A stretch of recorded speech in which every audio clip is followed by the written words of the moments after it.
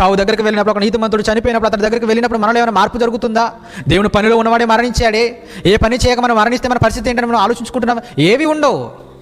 అక్కడికి వెళ్ళేసి 2 కన్నీటి చుక్కలు కార్చేసి అయ్యో అనుకొని ఇంటి దగ్గరకు వచ్చేసి మరలా అదే మరణాన్ని మరిచిపోయి నిర్భయంగా బ్రతుకుతూ ఎన్నో లోపాలతో జీవనాన్ని సాగించేటువంటి మనకు దేవుని భయం లేకపోతే ఆయన మనల్ని పరిశీలిస్తున్నాడు, మనల్ని పవిత్రపరచాలనుకుంటున్నాడు.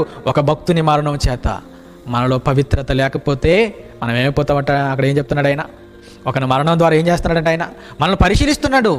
పవిత్రపరచుటకు బుద్ధిమంతుల్లో కొందరు కూలిపోతున్నారు, బుద్ధిమంతులు చచ్చిపోతున్నారు. అంటే వాళ్ళని దేవుడు పిలుచుకున్నాడు. నరులారా తిరిగి రండి, నా పిల్లలు నా దగ్గరకు రావాలి, నా స్వరూపం కలిగిన నా పిల్లలు నా చెంతకు రావాలి, నాతో ఉండాలి నా పిల్లలు అని ఒక తండ్రిగా ఆయన ఆశపడుతున్నాడు. ఆయన ఆశ న్యాయం, ఆయన ఆశలో న్యాయం ఉంది, ఆయన ఆలోచనలో న్యాయం ఉంది. ఒక తండ్రిగా తన పిల్లలు తన దగ్గర ఉండాలని అనుకోవడం న్యాయమే కదండి, అదంతా న్యాయమే.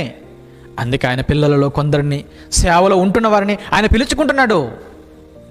కొందరిని పిలుచుకొని ఆయన విశ్రాంతిలోనికి పంపిస్తున్నాడు. అంటే కొందరిని, బుద్ధిమంతులైన వారిని పిలుచుకోవడానికి తొందరపడుతున్నాడు ఆయన. నా పిల్లలు నా కొడుకు రావాలి, పనిలో ఉన్నాడు, పని చేస్తున్నాడు, అలసిపోతున్నాడు, కనుక అలసిపోతున్నా పనిలో ఉన్న నా కొడుకు నా దగ్గరికి రావాలి, నా కూతురు నా దగ్గరికి రావాలని ఆశపడి మధ్యలోనే వాళ్ళని పిలుచుకుంటున్నాడు, విశ్రాంతిలోనికి తీసుకువెళ్తున్నాడు.